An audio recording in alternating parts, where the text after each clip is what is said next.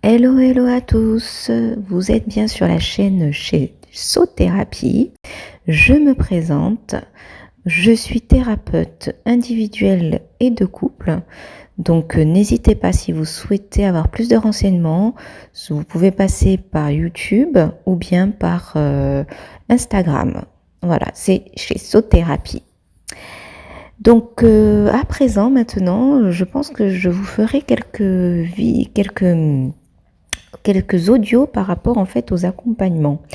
En aucun cas je vais exposer les cas de mes patientes, mais je pense que je vais commencer à exposer un petit peu les problématiques auxquelles je suis confrontée en thérapie. Du coup, je pense que la première problématique, c'est un phénomène de non-engagement. C'est-à-dire le phénomène où les personnes ont peur de l'engagement. À vrai dire, par rapport à cela, on pourrait se poser plusieurs questions. On pourrait se poser la question de comment est-ce possible d'avoir peur de s'engager.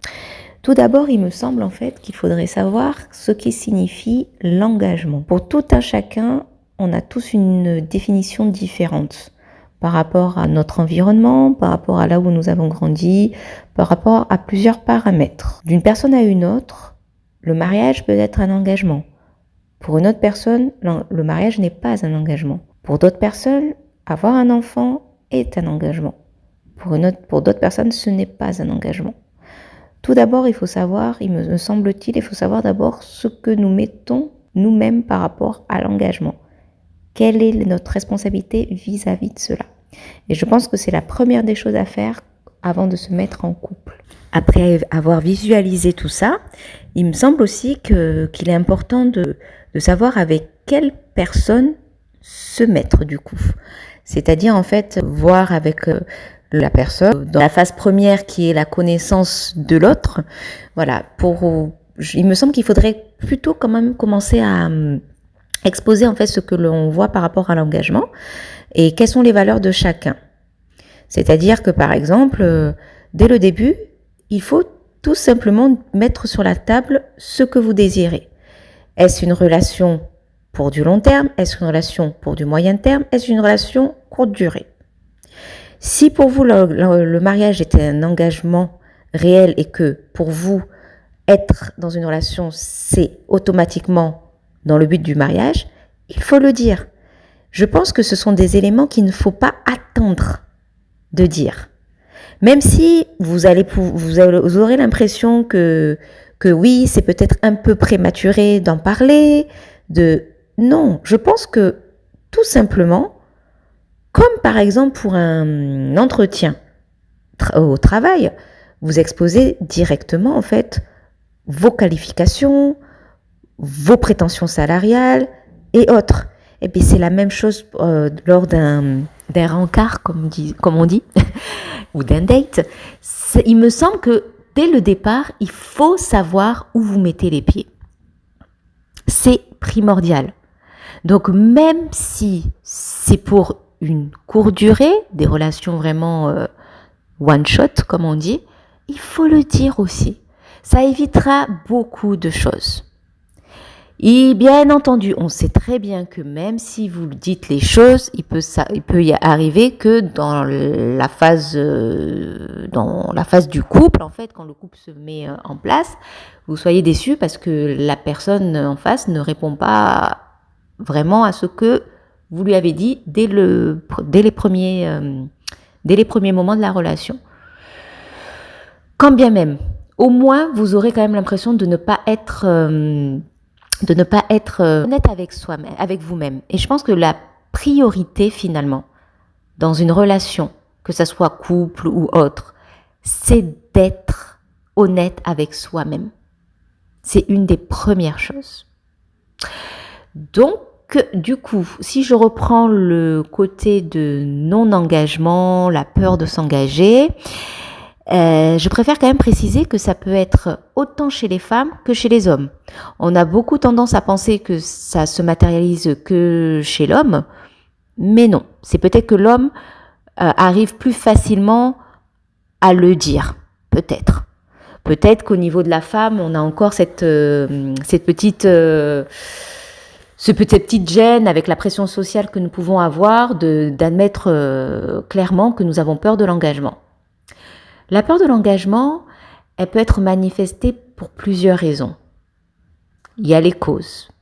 Les causes, en fait, elles peuvent être tout simplement que vous avez été dans un environnement, par exemple, dans l'enfance, un environnement assez compliqué, des parents qui ne s'entendaient pas, ou vous avez une vision du mariage qui est un petit peu controversée, et donc du coup, vous avez peur tout simplement, en fait, de vous mettre en couple parce que vous pensez que ça va devenir comme ça. Il y a vraiment plusieurs causes que je mets en place du coup dans mes accompagnements. Après, il y a donc les causes et ce qui se matérialise, ce sont les actions. Donc, comment déterminer une personne qui a la peur de l'engagement? Alors, une personne qui a peur de l'engagement, très souvent, elle peut se mettre en fait dans des relations où elle sait pertinemment, que ça soit conscient ou inconscient, qu'il n'y aura pas d'objectif final. L'objectif final, ça peut être le mariage, comme ça peut être se mettre en couple, habiter ensemble, faire un enfant, etc. Elle aura tendance en fait à être dans un couple où l'engagement n'est pas possible. Par exemple, se mettre en relation avec une personne mariée. Concrètement, on sait très bien que dans l'immédiat, la personne ne peut pas se libérer. Donc, la personne qui a peur de l'engagement, inconsciemment ou consciemment, elle aura l'impression en fait d'être protégée dans une relation comme celle-là. Parfois même, quand elle n'est pas consciente, quand elle n'est pas consciente de ce qu'elle fait, enfin quand elle n'est pas consciente de sa blessure du non-engagement, elle aura tendance à vouloir décortiquer et faire en sorte que la personne avec qui elle est, qui est donc mariée, se désengage de sa première union.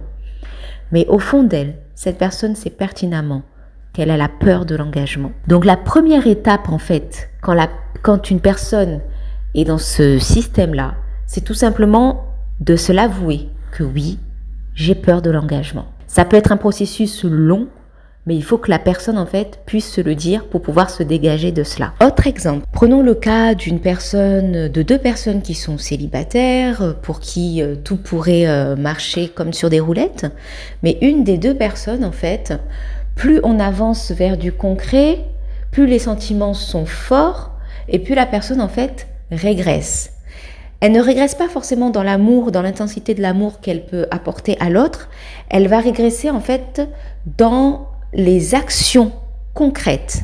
C'est-à-dire en fait, si la personne a peur de l'engagement, elle va toujours repousser, par exemple, la présentation aux familles, la présentation de personnes chères à lui ou à elle, bien sûr, parce que je préfère préciser que c'est homme comme femme dans le non-engagement. Et donc voilà, la personne aura toujours tendance en fait à repousser, mais dans un sens, à toujours quand même garder de l'amour pour l'autre personne.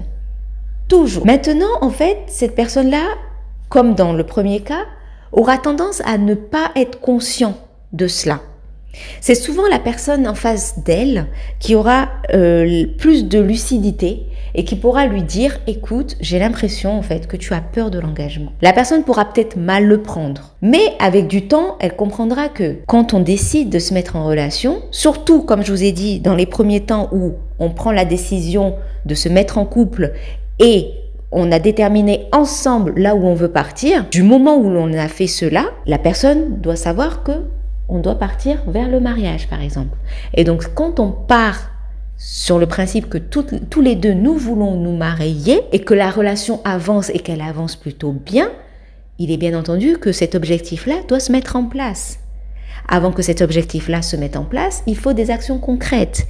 Et la personne qui a peur de l'engagement aura toujours la tendance à reculer la chose.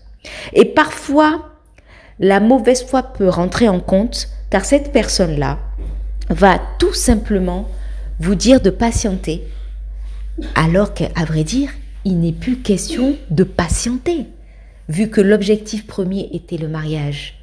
Donc maintenant, il est grand temps d'avancer. Mais cette personne est tellement dans sa blessure de la peur de s'engager, qui malheureusement, l'action ne sera pas mise en place. Ça sera tout pour aujourd'hui les amis. J'espère que vous avez apprécié ce podcast sur la peur de l'engagement. Je reviens vers vous assez rapidement. Sur ce, je vous souhaite beaucoup de belles choses et à très bientôt chez Sauthérapie.